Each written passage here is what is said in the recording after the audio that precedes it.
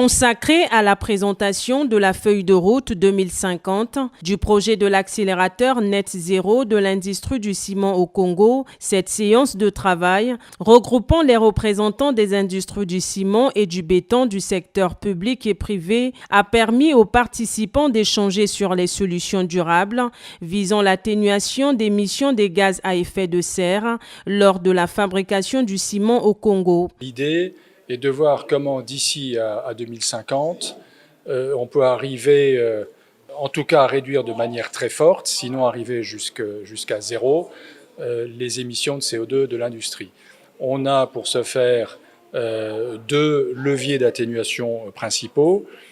qui ont été, un, de réduire le facteur clinker, en fait, sans rentrer trop dans la technique, mais faire en sorte de remplacer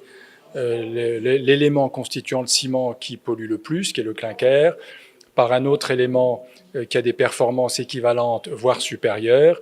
qui est l'argile calcinée, et produire un ciment LC3. Ça, c'est le premier levier d'atténuation et celui qui représente de loin le plus d'efficacité. Déjà adoptée par les cimentiers des pays internationaux, cette feuille de route est présentée au Congo pour son adoption dans le dessein de réduire le CO2 au niveau des industries du ciment dans le but de contribuer à l'amélioration du prix de sac de ciment au profit des populations. Il va peut-être pas baisser aussitôt, mais dans les perspectives, il faut qu'il baisse parce qu'on va utiliser des matériaux, cette fois-ci par exemple, toutes les options qui feront qu'on produise du ciment de bonne qualité,